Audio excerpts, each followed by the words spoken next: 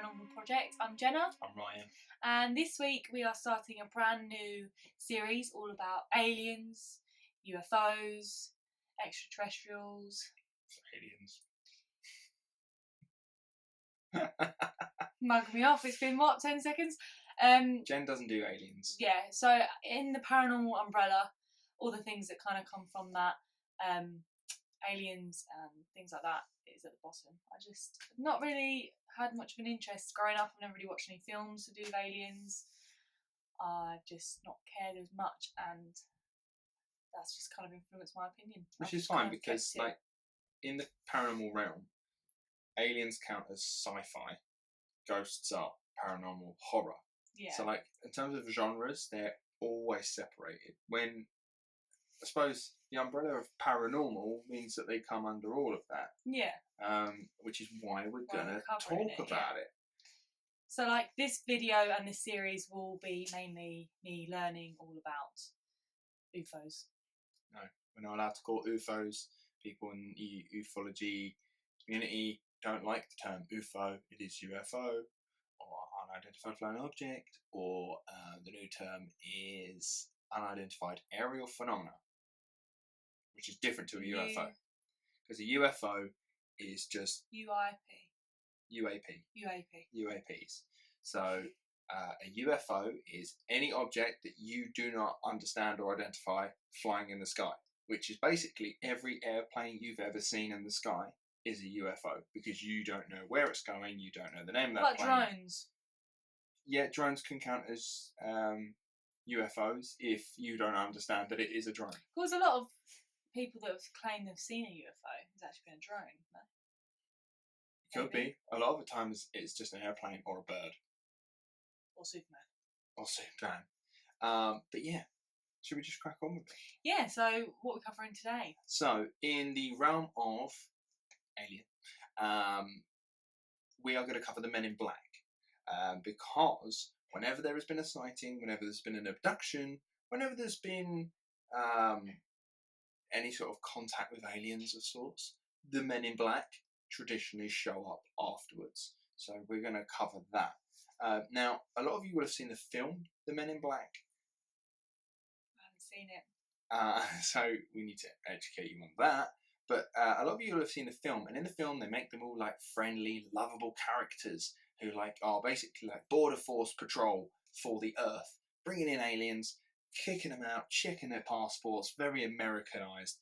But in reality, the Men in Black seem to be this very dark, sinister collection of people. And so, yeah, we need to really sort of get into the real Men in Black. Yeah, scare you. Yeah, these terrify me. So, as we're going to go on with the aliens is more my bag. The ghosts are more Jenna's bag. I've done all the research for this episode. Now, I did this at home on my own in the dark, late at night, and I was scared, very scared, because the idea of them is very scary.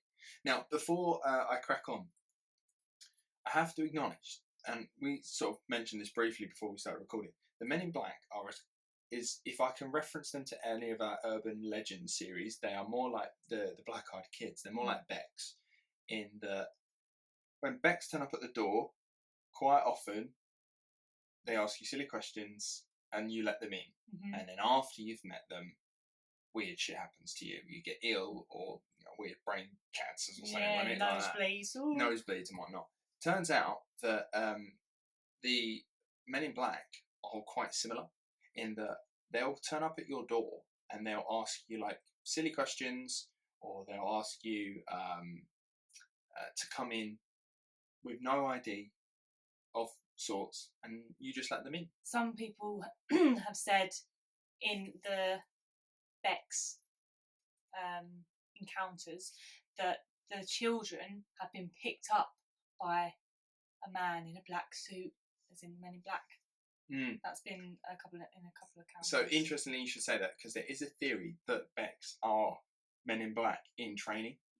In training? Yeah. Oh, which is why they always show up in duos as well, because they work together and they're teaching the younger one as they've become apprenticed themselves. Like, let's crack on with it, shall we? So, Jenna, the Men in Black. Why are the Men in Black? Well, the Men in Black are said to be men or humanoid beings that work for a secret arm of government, be that the US government, a one world government, Illuminati, all that kind of stuff. They work for someone, or they could be some sort of separate entity that like works as like a Alien government. an alien government maybe that a human government works alongside, right? Can I just ask? Yeah. Do these Men in Black? I feel like it's very Americanized, and I feel like all the stories come from America. Very much. Are there any like things encounters in England or other countries? Not that I have found so far. Now, my research is surface level so far. Mm-hmm. As we continue to do this, I'm sure we're going to find more stuff, and obviously listeners will be sending us like emails or stories that they've seen or things like that from other countries. So if you've come across Men in Black in other countries, particularly the UK, that'd be interesting. Send them in. But for the most part, it's very American. Very American. Fair enough. I feel like most Americans have seen a UFO. Yeah. Now, the Men in Black are known to visit people who have witnessed or come into contact with alien life. So if you have seen a UFO and you've recorded it, a hard chance you're going to get a knock on the door and it'll be two Men in Black. If you claim to have been abducted by an alien, they will be knocking on your door. If you claim to have like alien artifacts like debris or something like that, they knock on the door.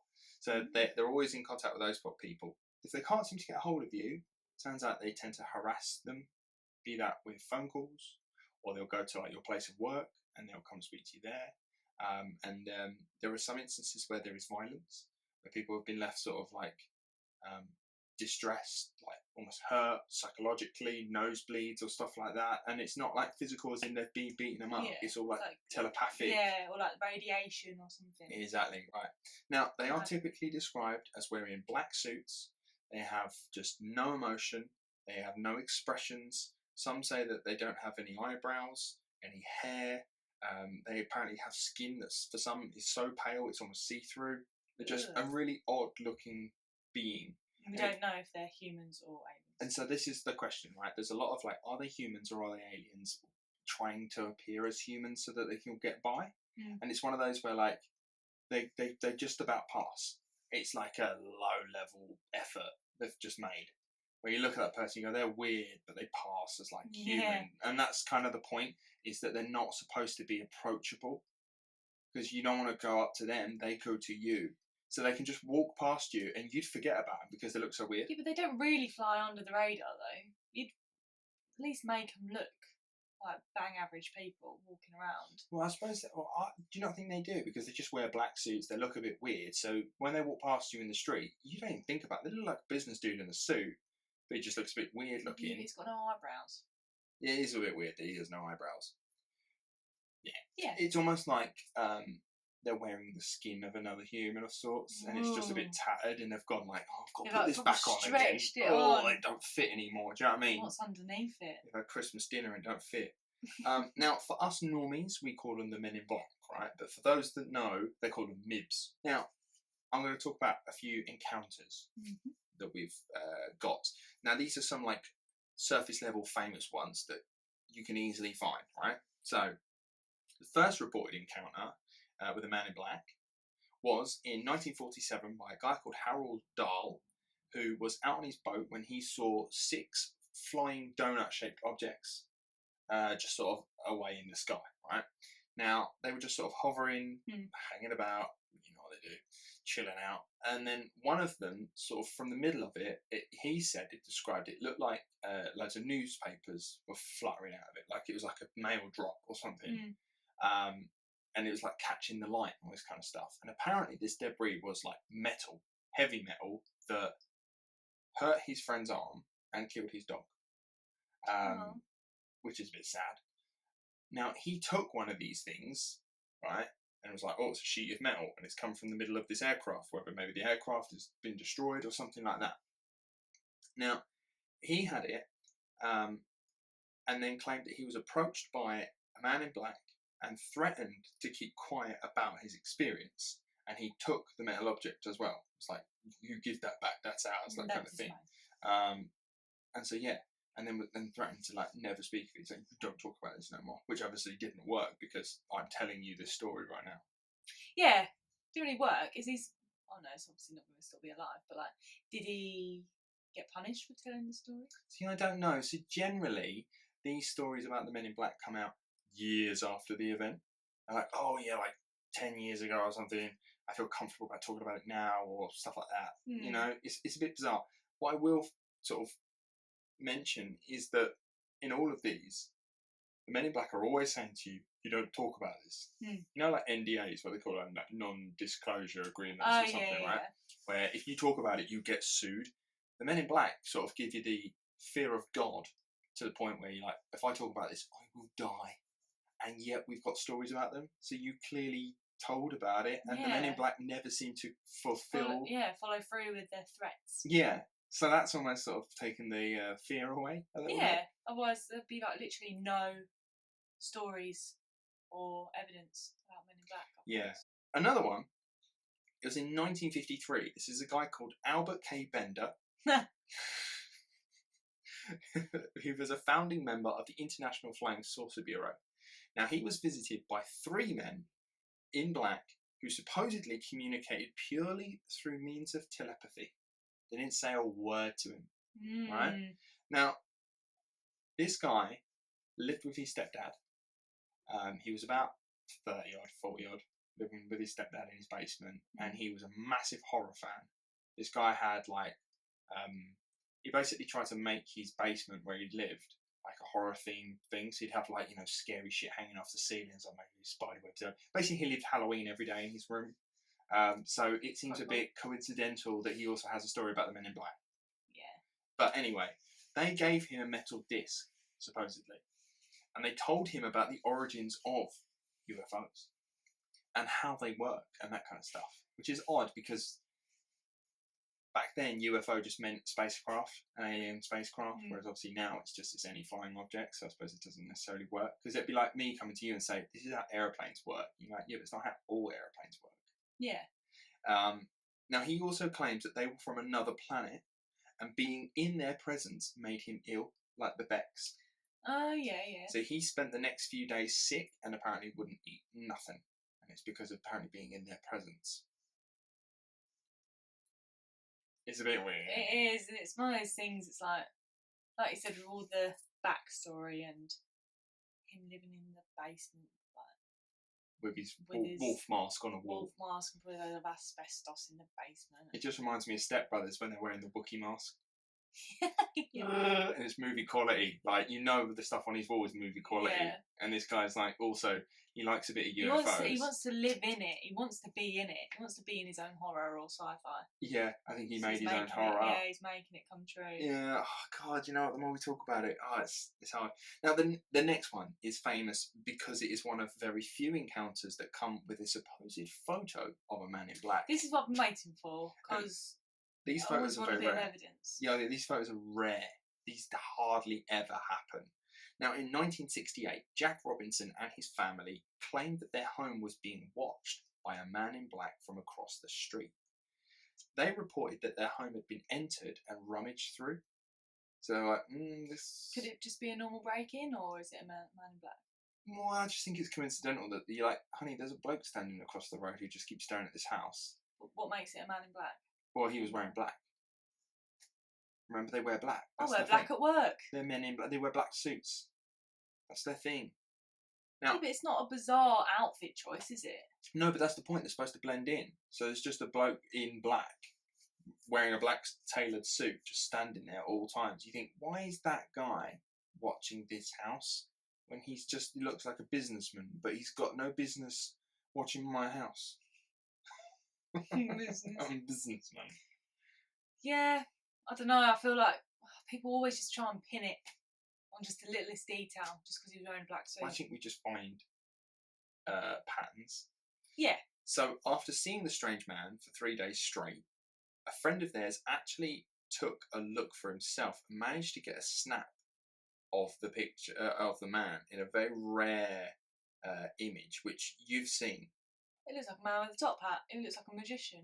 A magician. I feel like he'll do that and a rabbit will come out. See, what we're looking at here, which you guys have got as well, right? This is, I think, from if the house, he's across the street, the house is here, and the neighbour is on the left-hand side. So he's literally taking a picture of the man staring at the house. Oh. That's what you're seeing. If this makes sense. So the Yeah. house is here, he's there, and he's looking at it Yeah, from that no, I get what angle. you mean. Does that now not give it a bit more? Oh, it looks a bit more weird. No, the top hat's throwing me off. It's not a top hat. It's a top hat. I don't think it's a top hat. It looks more like a trilby. Also, he's wearing it looks like he's wearing a proper long suit jacket. You know, with the I don't know suit terminology, but like the towel coat thing. No, stop ruining the Men in Black for me. He's And not Men in wearing Black, top where hat it's and tails. He's not wearing top hat and tails. He has got just a normal man's hat that blokes would wear in the 50s. Greatest Showman. Like a pork pie or something, and he's got a big black trench coat over because it's a bit cold. And he's been stalking this house for 3 days. This doesn't convince me. What do you think? Do you think it looks a bit creepy? Because I think it looks creepy, and the idea of just as middle-aged looking, weird, pale bloke with a top hat and tails. If you could staring at zoom my in house. and I saw no eyebrows, I'd go, oh, it's a man in black. Yeah, see, unfortunately, it's like 1968, so the cameras are not of brilliant quality then, especially if you owned one in your own house. So, yeah, fortunately, it's not going to be like that. Now, another one. In 1976, Dr. Herbert Hopkins, a budding ufologist, claims he received a phone call from a person claiming to be a representative of the New Jersey UFO organization. New Jersey. And being like a budding ufologist, he was like, oh my God, like, yeah, I'll talk to you. Now, the person on the phone asked if Dr. Hopkins was alone in the house and if he was available to talk about his research into ufology. And he's like, yeah, totally, talk to me, everything. Like, he's from the New Jersey ufology, yeah. So he agreed, and then claims, but by the time he put his phone down, there was a man in his porch, just like there. Hello. Hi. I like the idea of him sort of being like, yeah, turn it, and there's a bloke on the phone just outside his door. Oh my God. It's me. Well, because the weird thing as well is it's 1968, and there's no mobile phones, so he's not like on the way. He has to be somewhere to then go to see him, right? Now, Dr. Hopkins' description of this man is as follows, right? He was wearing a neatly tailored suit. He had no eyebrows or eyelashes. He had smooth, white, plastic-looking skin, like that of a doll. And his lips were bright red. And his speech was monotone, almost robotic-like. He's got a bit of lippy on. He's got a bit of lippy on. So he's monotone. Yes, it's almost like he's just about that. The language kind of just can get by on what he's got. And he turns up to the house. Now, when in person, the man in black pulled out a coin for some bizarre reason, because he's like, I want to learn about your research. And he's like, okay. And then he comes in and starts doing magic tricks. They're all secret magicians, telling you. He did, yeah. And he said to Dr. Hopkins, quote, watch the coin. Now, as the coin went from a, quote, silver colour instead of a copper, and then the silver became a bluish, and then the penny was getting quite fuzzy and out of focus, blurred, and then it was simply gone. It slowly dematerialised in front of his eyes. Magician. He's a magician. He's a wizard, Harry. He is yeah, Dumbledore. Wizard, Harry. But so the Men in Black has just pulled out a coin. He's basically like, I can show you what I can do. But how does that make you? I think he was threatening him. What? Saying, look what I can do to do this that to coin. I can do that to you. I can make you fizz, go out of focus, and dematerialise. Disappear. Look what I can do with this coin. I can do it to you easily. I can also split you in half and put you back together again. Yeah. Like a magician. So he was also told to destroy all of his research into UFOs before leaving, and then told to never talk about it, which again, he did successfully by telling everyone. I wonder what he died of. Did he disappear? But arguably the most damning evidence to suggest that MIBs exist happened in 2008, so not that long ago. Okay, yeah. Now, hotel manager Shane Savar and a security guard of the hotel spotted a triangular-shaped craft, and the security guard was like, oh my God, like, what's this? We should talk about this and document it to some degree, right? Now, a group called the Aerial Phenomenon Investigations Team came to ask a few questions. Now, this is like, it's not like the Men in Black. Like, you know, they just want to know. Like, what they're like excited. They're like other ufologists. They're really excited about what you've seen, and they want to share in it and all that kind of stuff. But they're not the only ones that were interested in what they saw. Of course. 2 weeks after the event, 2 Men in Black came to the hotel looking for Shane and the security guard. Now, luckily, they were not in that day. They were off. Convenient. The hotel staff described the 2 Men in Black as, quote, tall with black suits, identical faces, no eyebrows or eyelashes, and extremely pale skin. There's something going on. Now, their presence seemed to terrify hotel staff. Just being there was like, I don't like them. It put them off. Yeah, it really put them off. Even guests were a bit like, There was one woman that tried to like speak to them, but like the monotone, robotic voices, it just wasn't. And they don't really speak. I thought they only spoke to people who have seen them. Yeah, they're not really bothered by other people. They don't want to make small talk. Yeah. Now it's not just eyewitnesses though that we have to corroborate this story. We actually have a CCTV recording. So we were saying with like all the ghost stuff, it's like give me pictures, give me videos. Yeah. I want to see all of it. We have the security footage of this event. Right, here we go.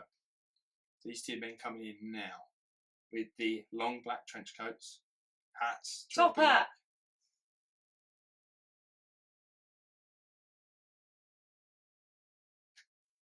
No?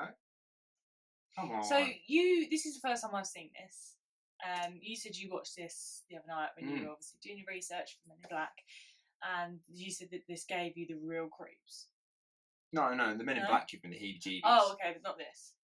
Not necessarily. I mean, I've seen this video a lot, so I'm quite desensitized. Has he not got a briefcase? I think one of them has some sort of carrying case. It looks like he has a briefcase or a bag. Oh no. No, maybe he doesn't. Kind of. I'm not sure, you know. They look like 2 businessmen, or like they remind me of like an older version of a can't pay, we'll take it away kind of lad. Bailiffs. A bailiff there. Yeah. They look like they're just coming in to do some real business. It does, doesn't it? What everyone's on about is how tall they are. They said that they're freakishly tall, which put them off a bit, and they're like, whoa. They look normal height. Yeah. I would say they look normal coming through the sliding doors and whatnot. But I suppose with the whole encounter that they've said, and they've provided that with it, it's not like there's just a random CCTV of 2 Men in Black that doesn't relate to a story. With that relating, it's like, oh, okay, you've actually given me a bit of proof there. Yeah, no, there's something to go on, isn't it? Yeah. Rather than me just telling you stories, which we like. Stories, and then you go, oh, look at this. Yeah, we've actually got some footage, which is really good. Which is good. Yeah. The idea of Men in Black. I think it's quite cool, a cool concept. And like, obviously they have got a film about it, but if they hadn't, I'd be like, you should make a film about that. Yeah. You know what I mean? Because of the whole like, but more of a sinister take on it.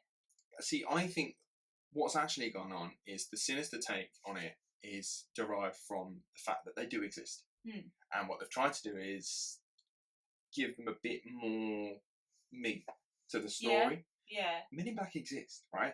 In the fact that people come around to your house and they ask you questions, like FBI or that kind of stuff, or you know, some crazy nut has just been running around saying, I got abducted, and then the old Bill come around, or you know, you got plainclothes cops or something. They might just come around and they ask you questions, and then the story gets embellished. Yeah. And then it gets creepier and weirder, and then it becomes alien stuff, and then it's like, oh, they were just wearing black. It's just anonymous people and all this kind of stuff. And it's like, oh, yeah, they do exist to an extent, but are they creepy, freaky, weird blokes? Probably not. Probably not. And do they have like telepathical powers to be able to like make you vanish out of thin air? No, I don't know. Can you imagine if this entire video was just brought to you via telepathy? Yeah. I mean, people would be a lot smarter. I'm going to ask you at the end of this video to like and subscribe using telepathy. That is our opening to alien life, paranormal alien phenomena, we might call it, shall we? Yeah, Yeah. we'll go with that. So thank you very much for watching. Let us know if you have any sort of more stories or things you'd like us to talk about on the Men in Black, or if there's anything in particular about extraterrestrial stuff that you'd like us to go into, and I will be doing my little bit of research on that. We're going to talk about the Greys at some point, and some other types of aliens such as the Nordics and others. So yeah. If you've ever seen an alien, a UFO, please send us in some pictures or videos, or just some written encounters. It'd be nice to hear from people that watch our videos and what you've seen. Yeah, have you been abducted? Was it not your fault? You might be able to claim. Yeah, thank you very much for watching. Like and subscribe. Hit the bell. And yeah, thanks for watching. We'll see you next week. Bye. Bye.